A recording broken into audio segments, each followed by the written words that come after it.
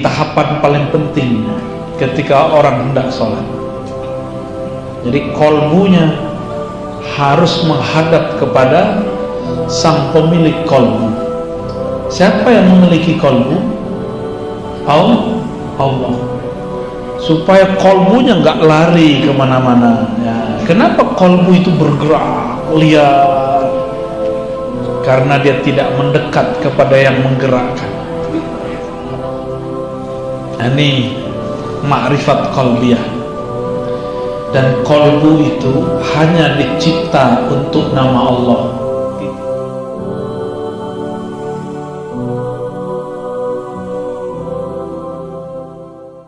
Untuk teman-teman yang menonton kajian ini, jangan lupa bersalawat kepada Nabi kita Rasulullah Muhammad SAW. Allahumma salli ala Muhammad wa ala ali Muhammad. Mau ngaji apa, Pak? Mulai dari pertanyaan atau saya yang mulai duluan? Hah? Saya duluan. Menjaga hati dengan ma'rifatullah katanya. Berat sekali. Hati dan ma'rifatullah. Baiklah ya. Mari kita mulai kajian ini dengan baca surah Al-Fatihah.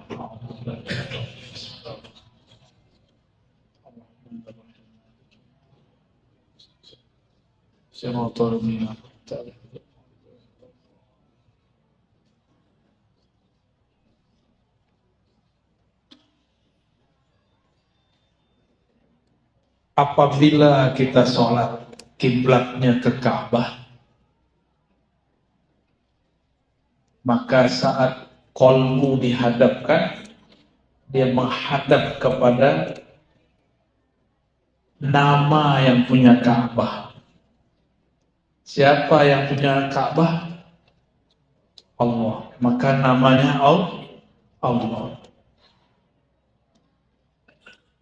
Maka apabila seseorang hendak menghadap kepada Rabbul Ka'bah, setelah badannya menghadap, kolbunya juga harus menghadap. Ini cara sholat. Kolbunya dihadapkan kepada nama yang punya Ka'bah. Bagaimana caranya? Disitulah pentingnya bimbingan zikir talqin dari guru. Supaya nama Allah masuk ke dalam qalbu. Ya. Maka disebutlah nama Allah. Lafaz Allah itu jika benar dia tulus, qalbunya tulus, tidak mesti suci. Saya sangat tidak percaya ada hati yang benar-benar suci. Enggak percaya. Hatta Nabi Muhammad merasa dirinya tidak suci. Beliau mengatakan, innahu la yughanu ala qalbi. Sesungguhnya qalbuku ada ghainnya.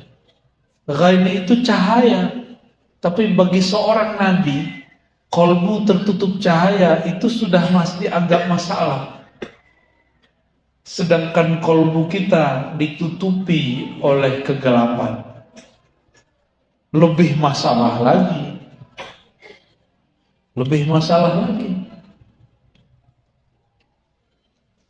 Nah, ini tahapan paling penting ketika orang hendak sholat.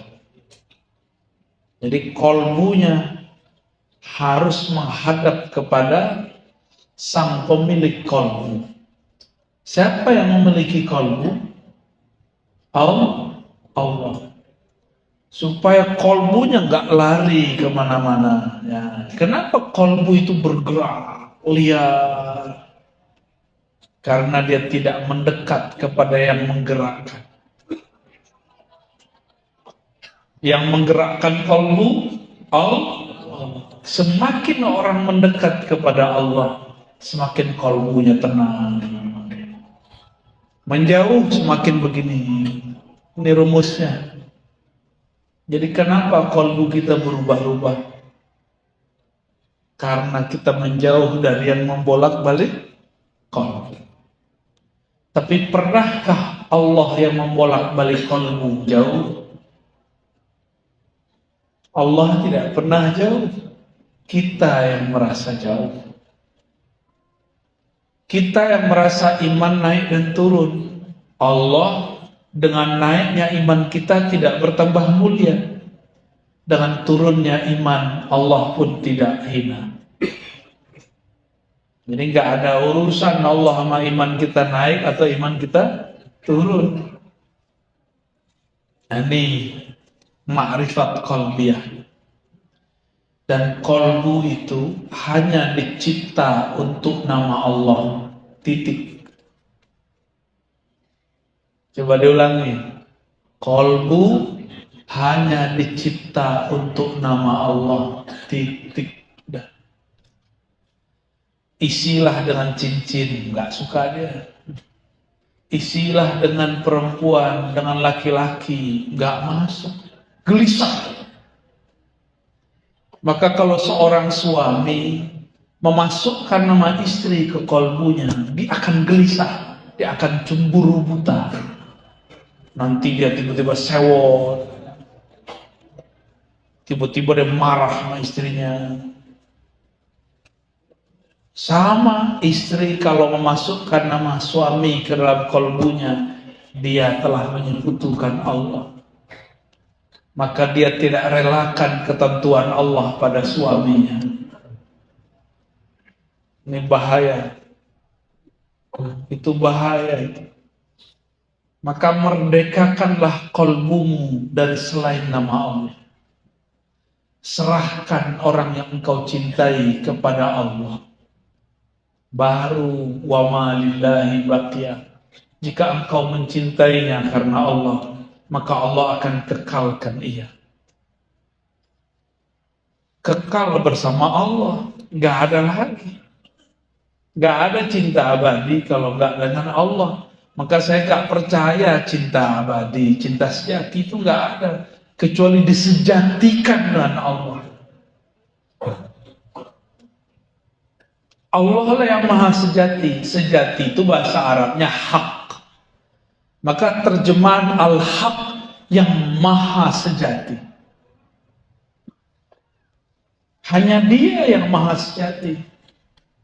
Hanya dia yang berhak bertahta di dalam hati. Guru pun tidak boleh nyantol di dalam kalbu. Guru hanyalah pintu ke dalam hati. Maka jangan masukkan nama guru ke dalam hati. Nanti gurunya dijemput Allah, stres. Banyaklah murid-murid salik-salik, stres gurunya mati. Karena kolbunya dipenuhi nama gurunya. Kolbu ada qalibu. Qalib, luarnya kolbu, itu boleh diisi nama guru. Hanya jadi pintu. Maka kita bertawassul dengan menyebut guru. Ya Allah, kirimkan Fatihah kepada guru tercinta. Jangan masukkan ke dalam hati. Murid-murid kalau terlalu memasukkan gurunya ke dalam hati, nanti dia akan mengatur gurunya. Nanti bagi dia, guru itu harus versi dia. Nanti kalau dia belajar fikih, di fikih itu yang dia ambil fikih saklek, haram merokok. Nanti kelihatan gurunya ngerokok, dia bilang, masa guruku ngerokok?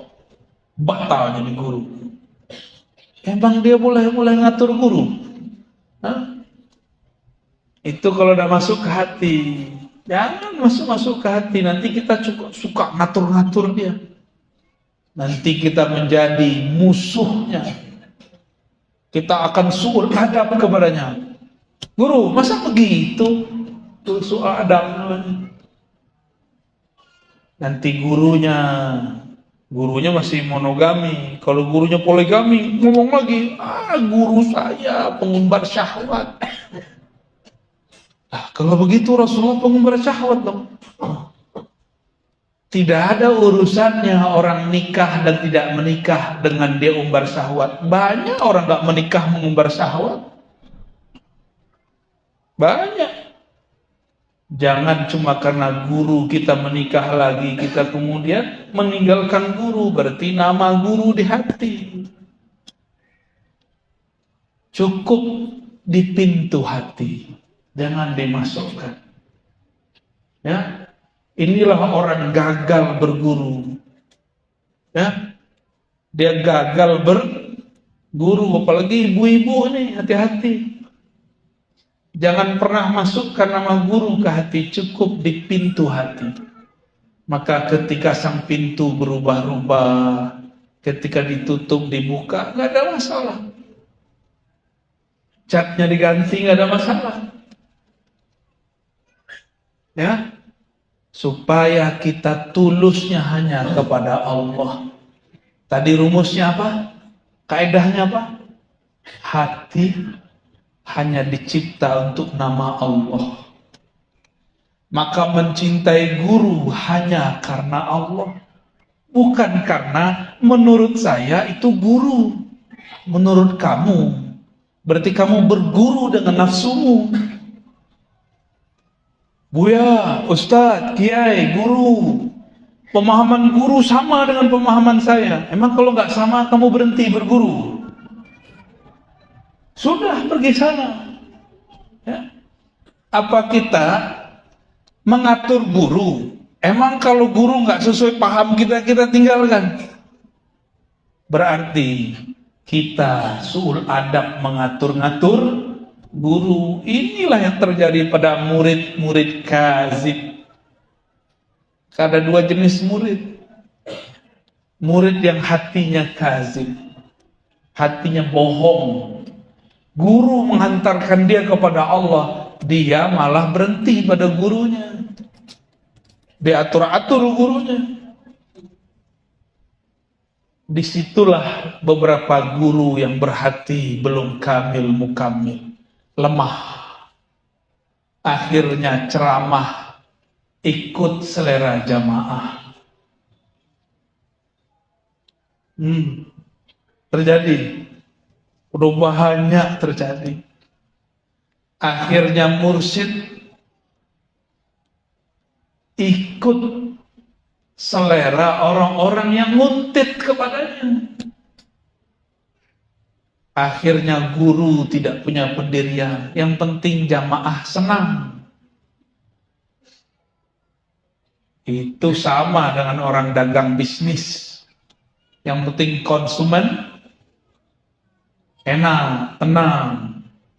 Yang penting tetap diundang. Yang penting ilmunya dibeli terus. Nauzubillah min dzalik. Ya. Wa ma lillahi baqiyah. Yang karena Allah pasti kekal. Bapak sayang sama istrinya? Karena dia cantik atau karena melihat ada keindahan Allah pada dirinya? Nah, kayaknya pertanyaan ini baru sadar hari ini. Kalau karena dia cantik, mata kita bisa ngeliat yang lebih cantik. Ini bukan berarti apa-apa ya. Gimana Pak?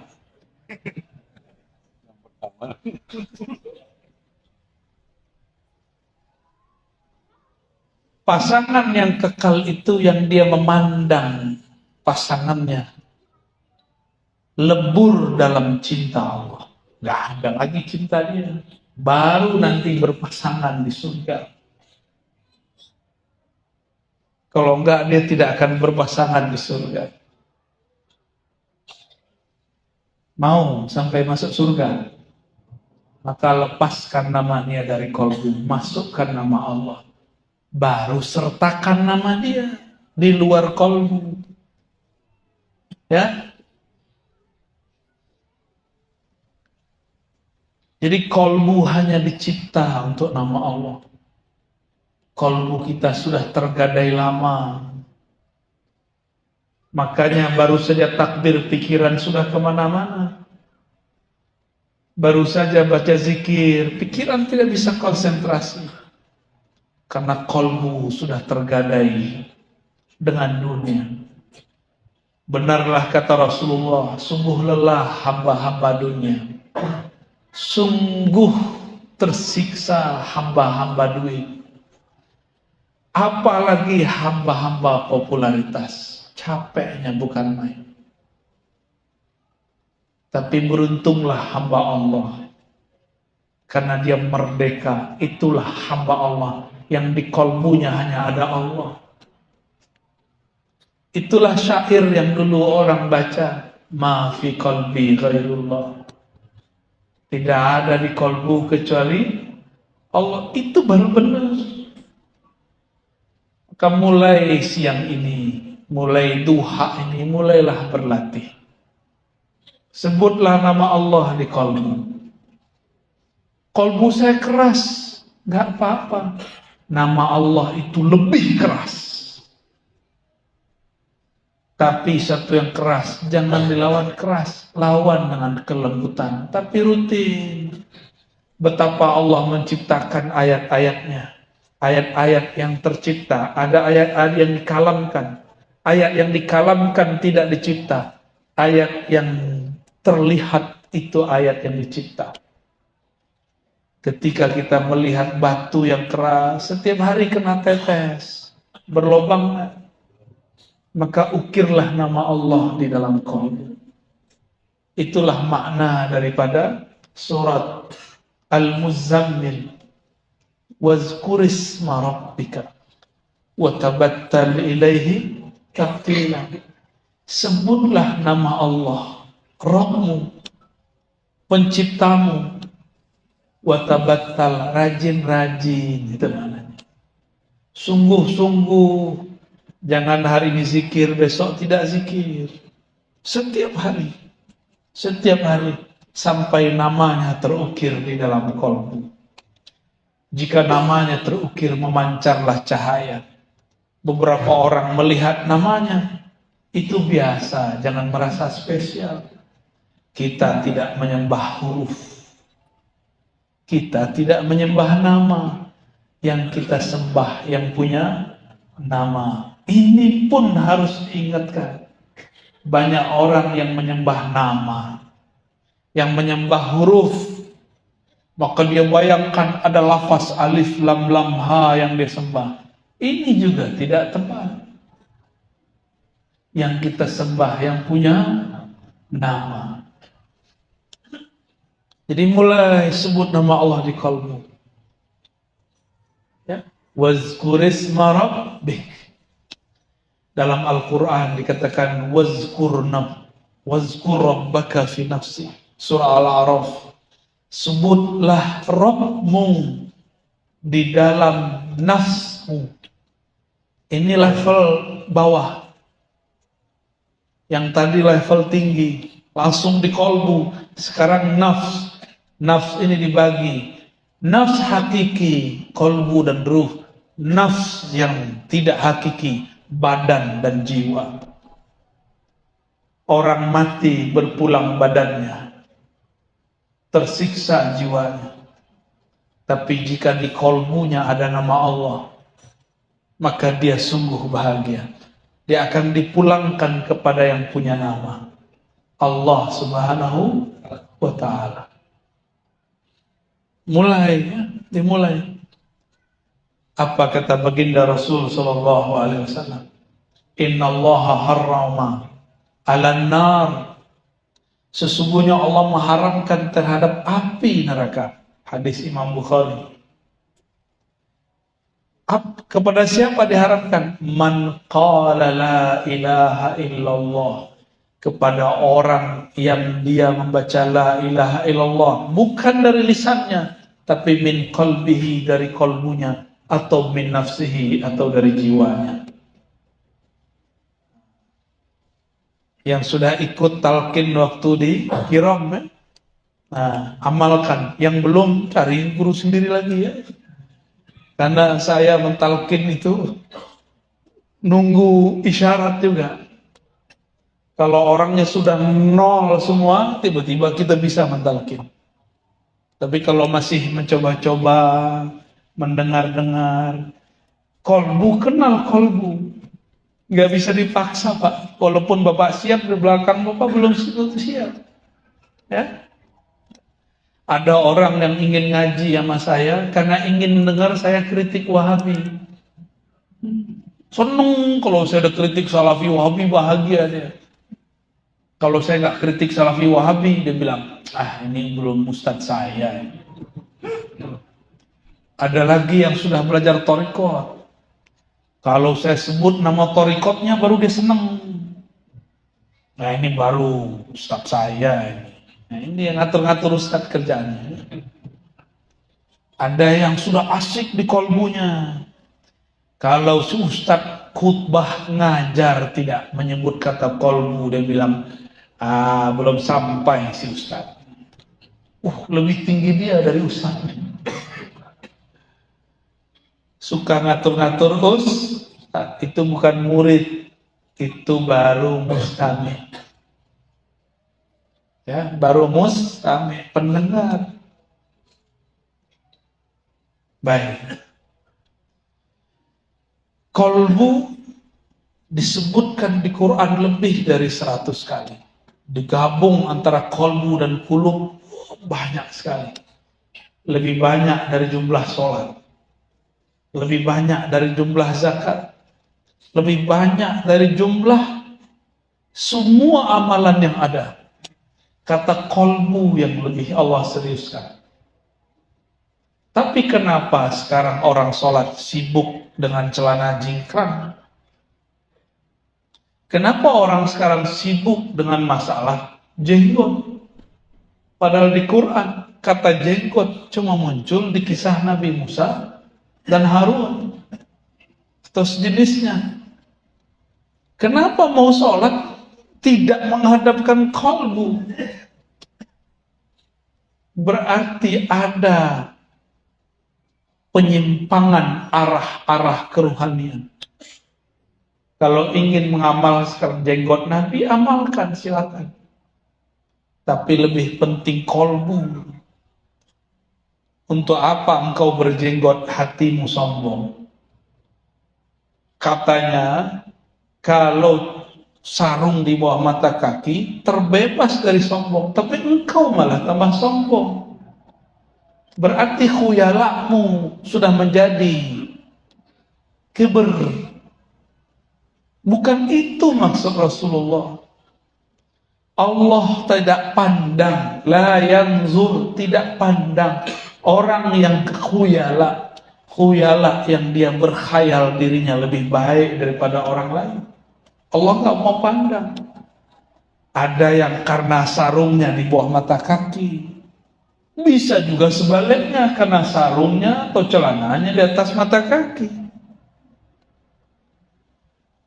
Jadi gak ada urusan, itu urusan kolbu. Allah hanya mandang kolbu. Yanzuru ila qulubikum. Allah itu kalau memandang ke dalam kolbu, bukan ke sarungmu, bukan ke celanamu, bukan ke jenggotmu, bukan ke tasbihmu. Memandangnya ke dalam kolbu. Maka betapa ridhonya Allah ketika ia memandang kolbu sang hamba. Ternyata di kolbunya ada nama dia, Allah. Baru dia berdesir.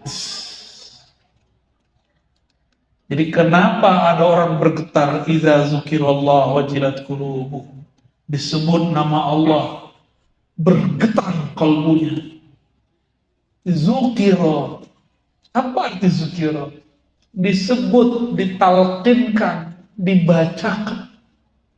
Maka orang yang tidak dizukirkan tidak akan bisa merasakan getaran yang dahsyat itu. Ya, berarti zukiro ada muzakirnya. Inilah yang disebut mursyid, guru. Tapi ingat, mursyid bukan segala-galanya. Mursyid itu hanya pintu menuju Allah. Di atas mursyid ada mursyid lagi, di atas mursyid ada mursyid lagi. Jangan terlalu mendewa-dewakan guru. Ya, ini fenomena ini. Ya, banyak orang mendewakan guru. Tapi di luar sana ada orang tidak mendewakan guru, tapi mendewakan pemahaman guru. Beda dengan paham gurunya, dia tolak. Sama, mau dia sufi, mau dia salafi. Itu berhala dalam hati. Ya. Kolbu itu jika disebut nama Allah di dalam, maka bercahayalah dia. Jika disebut terus, bercahaya lagi. Disebut lagi, bercahaya lagi. Kullama zadul ism, setiap bertambah nama, ya, fasamat al-qalb, maka kolbu tambah tinggi cahayanya. Jadi siapakah kolbu yang gelap? Kolbu yang tidak diisi nur kalimatullah. Fanawwiru qulubakum biismin min asma'illah. Maka beri cahayalah kolbumu dengan nama-nama Allah. Nabi mengatakan, jika engkau melewati kebun-kebun surga, maka petiklah. Sahabat bertanya, wahai Rasulullah, apakah itu? Dijawab oleh Nabi, halaqah zikr. Hilak itu lingkaran. Lingkaran orang berzikir, ada yang zahir, kelihatan. Tapi yang berzikir itu badan atau kolbu. Maka sebenarnya hilak, lingkaran itu ada di dalam kolbu. Maka orang yang sudah mempunyai taman-taman surga di kolbunya, satu orang itu sudah sama dengan 1000 orang berzikir. Itulah sebabnya orang ini, jika ia didatangi orang lain, orang itu mendapatkan manfaat dari bertemu dia. Itulah kenapa ada guru, taman surganya kuat untuk kuota 1 juta orang, kuat untuk kuota 10 juta orang, kuat untuk kuota berapapun orang memetik nama Allah dari kolbunya, tidak pernah habis. Itulah makom-makom guru. Ada guru hanya dapat dipetik oleh 10 orang, ada guru yang hanya dapat memetik 1 orang, ada guru hanya dia aja yang metik dirinya sendiri, ada yang guru yang mau dipetik sudah mulai layu. Ada guru badannya sudah terkubur di tanah, tapi ruhaninya masih berbuah. Karena ruhaninya masih berbuah, meskipun tubuhnya sudah wafat, murid-muridnya masih dapat manfaat. Itulah guru-guru yang taman-taman kolbunya, taman-taman zikir ruhnya dikekalkan oleh Allah Subhanahu wa ta'ala. Beruntunglah orang bermursyid, Allah akan selalu kasih dia irsyad. Beruntunglah orang berguru, maka kolbunya akan tertuju kepada Allah yang dimaksud. Jadi taman-taman hakiki di mana? Di kolbu. Karena kita belum jadi taman, marilah kita memetiknya. Memetiknya dari kolbu para guru. Ada guru yang dipetik buahnya sebelum buahnya matang. Sekali dipetik, murid-muridnya bilang nggak enak, maka muridnya nggak datang lagi. Tapi iklan dan promonya tinggi, tetap saja ada yang datang. Ketika ditanya kenapa pahit Tuan Guru, oh ini jamu. Sebenarnya memang dianya pahit. Paham ilustrasinya? Ada orang jadi guru sebelum matang, belum diizinkan gurunya sudah tampil, belum matang buahnya dia sudah jual. Akhirnya orang cuma mau beli sekali. Kata dia, ini sudah matang, kita coba, belum matang. Ada yang sudah matang, kematangan. Paham? Kalau kematangan pas dibelinya sampai di rumah busuk. Kata orang, aku tak mau beli lagi. Ternyata zikir itu efeknya bisa membusuk, bisa basi. Bukan zikirnya, efeknya. Tamannya bisa layu. Inilah yang terjadi. Thariqat itu mesti direvisi terus. Ketika buahnya melayu, buah-buahannya sudah habis, maka harus ditanam lagi. Maka sang guru harus mengupgrade ilmunya. Dia harus berbeda cara menanamnya dengan masa orang lalu. Sekarang orang banyak jualan, namanya bukan pakai kolbu, pakai smartphone, pakai aplikasi. Si guru juga harus merevisi. Dia harus memasukkan jualannya, jualan buah-buahnya ke TikTok. Ya. Harus ada murid-muridnya yang masuk ke YouTube. Harus ada sahabat-sahabatnya yang mengenalkan ke Facebook. Dan zikirnya juga harus disederhanakan. Karena zaman sudah berubah. Sekarang apa aja tinggal pencet-pencet datang makanan ke rumah. Betul? Lebih canggih dari zaman Sayyidatuna Maryam. Sayyidatuna Maryam doa dulu, ya Allah, baru turun. Dikirim oleh ojol food, tapi dari malaikat. Kalau sekarang nggak perlu pakai malaikat, ketinggian, pencet-pencet, datang makanan. Mau beli apa aja bisa, beli mobil aja bisa online, beli rumah pun bisa online. Ada nikah online. Gawat. Ada murid online sekarang. Boleh. Harus diterima. Maka saya membolehkan orang ngaji online. Yang penting dia ikut akun yang sahih. Ya. Akun kami dikelola oleh Sidi Musa dan kawan-kawan, tidak berbayar.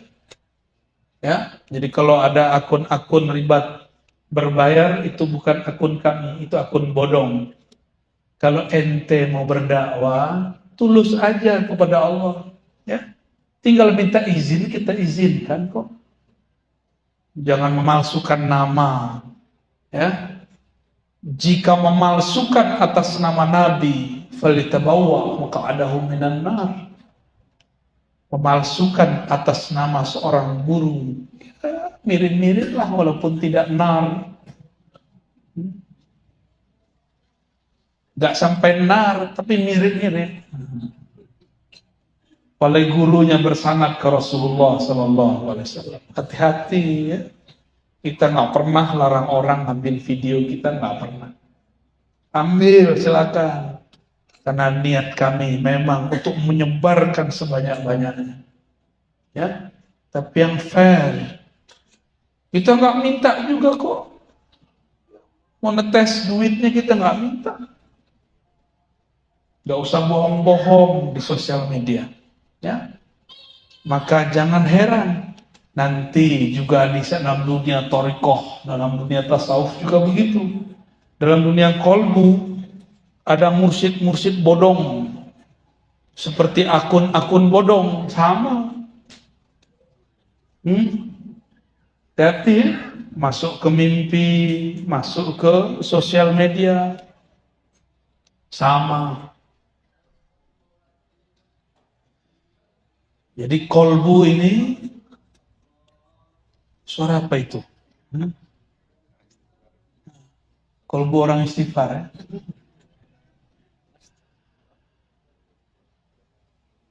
Nah, sekarang kita masuk, kalau tadi bahwa qalbu itu adalah taman. Siapa yang qalbunya sudah menjadi taman, barulah dia didatangi oleh orang-orang yang hendak hiburan. Maka bertemu guru itu lebih indah daripada main-main di laut. Bertemu guru yang qalbunya sudah jadi taman-taman rohani, lebih syahdu daripada di pegunungan.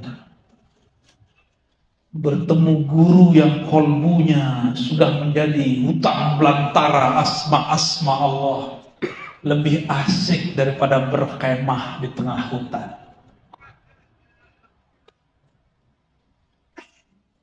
Betul-betul indah.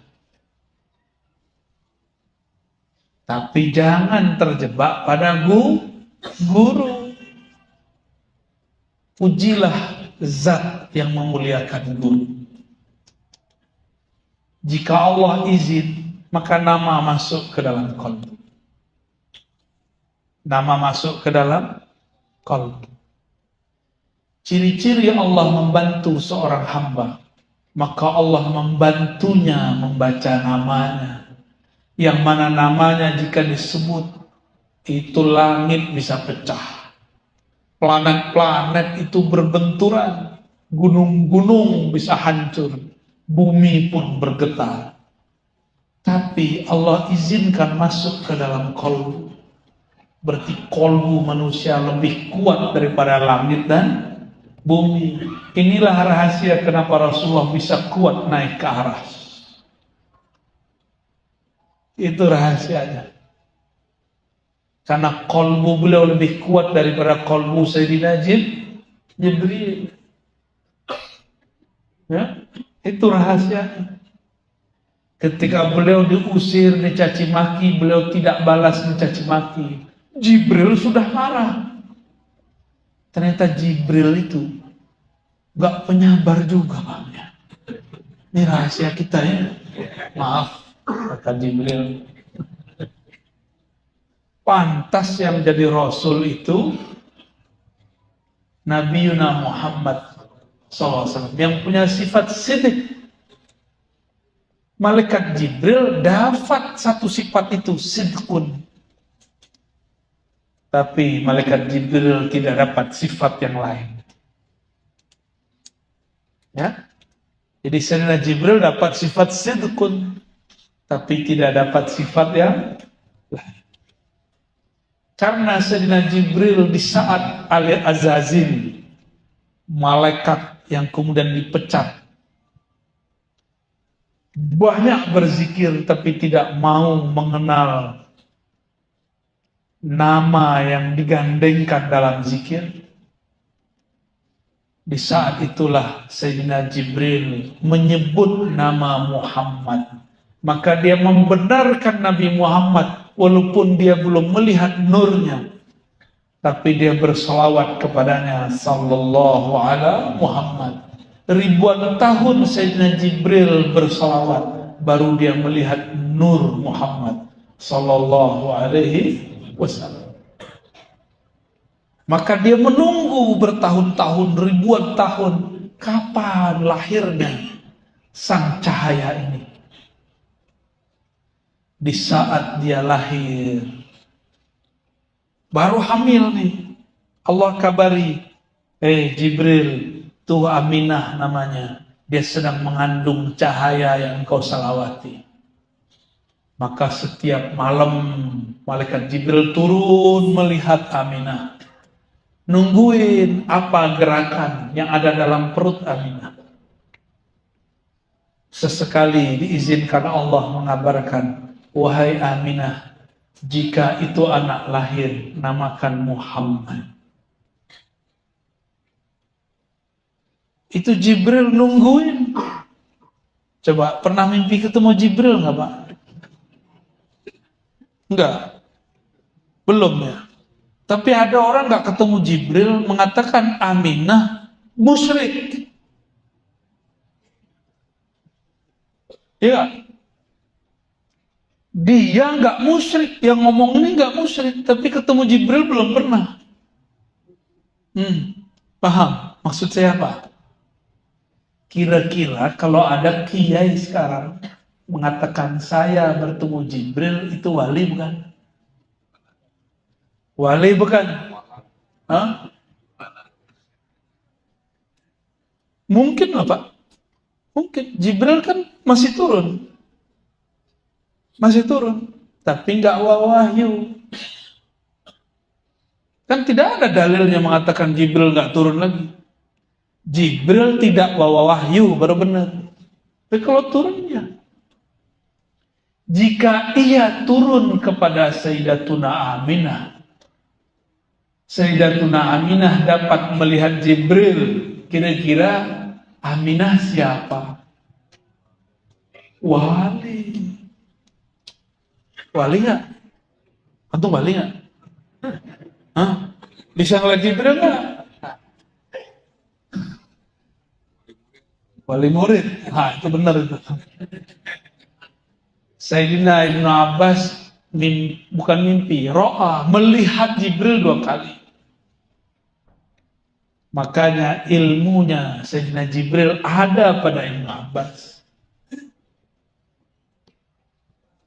Jibril itu kalau mau khatam Quran cukup 1 napas. 1 napasnya Jibril. Kita 1 napas Fatihah aja dibid'ahkan kawan. Dia nggak tahu kalau dalam hadis musalsal ada namanya musalsal Fatihah 1 napas. Ada musalsal Fatihah 1 nafas. Kata kawan dia nggak ngerti, ngapain itu bid'ah. Jadi bid'ah versi dia kalau dia nggak ngerti. Tuh suka-suka makan bid'ahnya ya. Guru saya Syekh Hasan itu saking marahnya, kesel jadi bid'ah-bid'ahin sama anak muda. Kata beliau, kau nih kalau kentut kayak bunyinya bid'ah. Sampai begitu beliau marah. Tapi marahnya sambil canda. Ya. Gimana? Ada yang ketemu malaikat Jibril? Kalaupun ada, saya belum tentu percaya.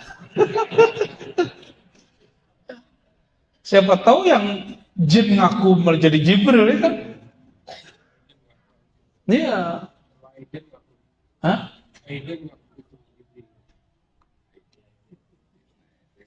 Lea Edan. Itu orang sosok tak pernah ngaku Jibril, dia aja yang bilang itu Jibril. Kalau dia ngaku Jibril, Jibril aslinya turun. Bisa diputus kepalanya. Ngaku jadi Jibril, habis selesai. Sayyidina Jibril itu wiridnya sholawat, Pak. Sallallahu alaihi. Maka bernamalah sholawat Jibril. Ya. Jadi Jibril itu jadi Jibril karena sholawat. Makanya beliau dapat tugas untuk membawa wahyu ke qalbu Nabi. Wahyu syariat. Kalau wahyu hakikat langsung Allah turunkan ke qalbu Nabi.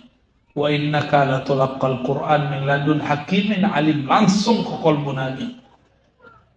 Tapi untuk hukum-hukum lewat Sayyidina Jibril. Untuk bab rahasia itu langsung antara Allah dan Nabi. Maka hijabnya Sayyidina Jibril itu Nabi Muhammad. Bukan Nabi Muhammad terhijab oleh Jibril. Jibril yang terhijab Nabi Muhammad. Kalau Jibril menurunkan ayat, itu Jibril setelah itu dengerin penjelasan Nabi Muhammad. Baru denger ya? Selama ini antum dengarnya gimana? Jibril yang jelasin ke Nabi Muhammad. Ya salah. Itu kitabnya kurang kuning itu. Ya. Kurang kuning. Kalau yang kuning asli gak begitu. Quran turun ke qalbu Nabi Muhammad. Fuad namanya. Ala qalbika atau fuad. Tapi sudah ada Quran dalam diri Nabi. Jadi Sayyidina Jibril itu cuma mengingatkan Nabi Muhammad mengenai Quran yang ada dalam dirinya. Itulah hakikat yang dikatakan dalam hadis Nabi ketika Sayyidah Aisyah ditanya, apa akhlak Nabi sallallahu alaihi wasallam? Khuluquhul Quran, akhlaknya Al-Quran. Kalau khuluq nilainya Quran, Terus dia siapa dong?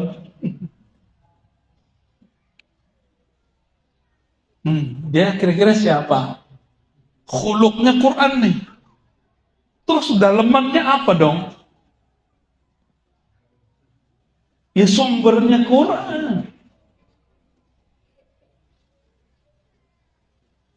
Jadi Quran itu turun dari ruhnya Nabi ke sirnya, dari sirnya ke lubnya ke fuadnya ke kolbunya.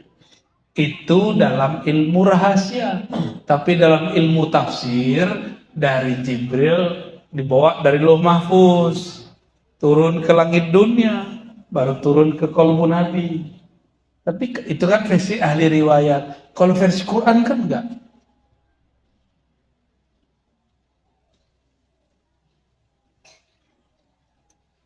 Allah menyebut Quran itu qara'a. Qara'a, jamaah artinya. Allah kumpulkan Quran itu di kolbu Nabi. Hanya kolbu Nabi lah yang bisa menampung Al-Quran. Kita ini karena bukan Nabi Muhammad, kita paling dapat beberapa nur Quran. Ada yang dapat nur Al-Fatihah, ada yang dapat nur Kulhu, ada yang dapat nur Al-Baqarah, ada yang dapat nur Al-Mulk, ada yang dapat nur Waqi'ah, ada yang dapat nur Toha. Itu Allah bagi-bagi. Setiap kekasihnya datang dengan ayat-ayat itu kepada Allah Subhanahu wa taala. Maka setiap wali ada ayatnya. Nabi Idris saja ada ayatnya. Dan semua ayat itu ada di kolbu Nabi Muhammad sallallahu alaihi wasallam. Ya, makanya kita ini beberapa senang ayat tertentu, benar nggak? Kalau antum senangnya Waqiah mulu ya, supaya apa? Rezeki lancar. Hadisnya doif hadisnya. Gimana dong? Kita baca Waqiah bukan karena pengen rezeki banyak, tapi supaya diridhoi oleh yang Allah. Kalau kolbu Nabi isinya kalam-kalam Allah. Karena isinya kalam-kalam Allah, kalam itu sifat. Lebih tinggi daripada sekedar nama. Kolbu kita cukup nama Allah, kolbu Nabi isinya kalam-kalam Allah. Maka ini jalan pintas menuju Allah. Jika ingin mendekat kepada Allah, sholawatlah kepada kolbu Rasulullah sallallahu alaihi wasallam. Sholawat kepada ruh Rasulullah. Maka ada sholawat namanya sholawat ruhiyah. Allahumma salli ala ruhi sayyidina Muhammadin fil arwah. Ya Allah, sampaikan salam ruh kami kepada ruh baginda Rasul sallallahu alaihi wasallam. Salam kolbu kami kepada kolbu Nabi SAW. Salam jasad kami kepada jasad Nabi Muhammad SAW. Salam jiwa kami kepada jiwa Nabi Muhammad SAW. Salam akal kami kepada akal Nabi SAW. Biar ini dapat syafaat. Biar kalau ditanam di dalam tanah, dia tidak akan dirusak oleh ulat dan bumi. Seperti Nabi mengatakan, innallaha harrama 'alal ardi an ta'kula ajsadal anbiya. Sesungguhnya Allah mengharamkan atas bumi untuk merusak tubuh para nabi. Kita tambahkan wa warasatuhum, dan pewaris-pewaris mereka. Gimana? Saya mau gimana jadi pewaris, nggak pernah nyantri, nggak apa-apa. Emang sahabat Nabi nyantri? Pesantren kilat ya Pak ya? Ada lulusan pesantren kilat sini? Ya, bulan puasa ya. Maka Bapak Ibu yang hadir, poin saya tadi 3 itulah. Kolbu hanya dicipta untuk nama Allah. Yang kedua, taman-taman surga hakiki adalah kolbu para wali yang berzikir kepada Allah. Dan yang ketiga, kolbunya Rasulullah adalah kalam-kalamnya Allah. Ya, maka bersolawatlah kepada Rasulullah, engkau akan dekat kepada yang dibaliknya Rasulullah, Allah Subhanahu wa Ta'ala. Dipandang dari sisi zatnya, dia bernama Ahad. Dipandang dari hembusannya, Allah menamakannya Ahmad. Dipandang dari sisi cahayanya, bernama Nur Muhammad. Dipandang di akhir zaman, bernama Al-Mahdi. Ya. Laisa kamitslihi syai'. Allah tiada yang serupa dengannya. Itulah tajalli. Allah bertajalli kepada Ahmad, bertajalli kepada Muhammad, bertajalli ke Al-Mahdi. Apa arti tajalli? Allah menumpah ruahkan rahasianya kepada Ahmad. Yang Allah tumpahkan rahasia zat. Allah tumpah ruahkan kepada Muhammad. Itu rahasia-rahasia sifat. Allah tumpah ruahkan asma'nya juga. Allah tumpah ruahkan af'alnya juga. Dan di akhir zaman itu diwariskan semua kepada Al-Imam Al-Mahdi. Itulah maksud Nabi, dan ini penutup kajian saya. Al-Mahdi. Alif Lam itu menunjukkan kesempurnaan. Kesempurnaan hidayah yang dia terima.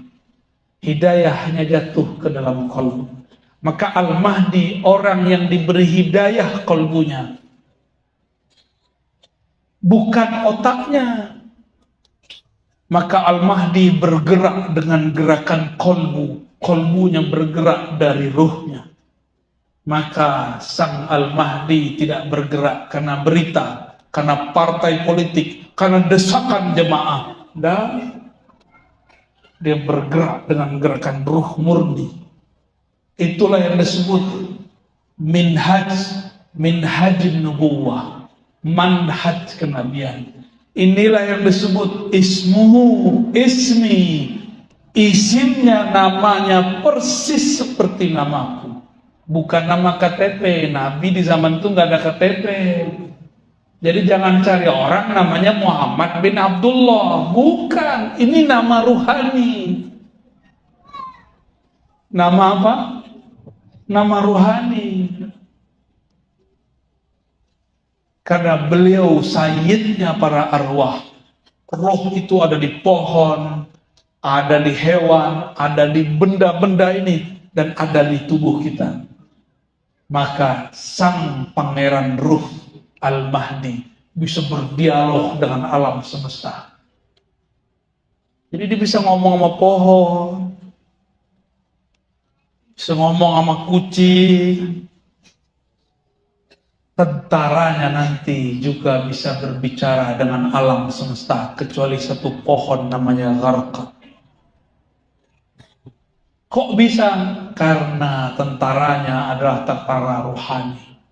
Ruh bisa dialog dengan ruh, kolbu bisa memandang kolbu, akal bisa mengkritisi akal, fisik bisa bersentuhan fisik.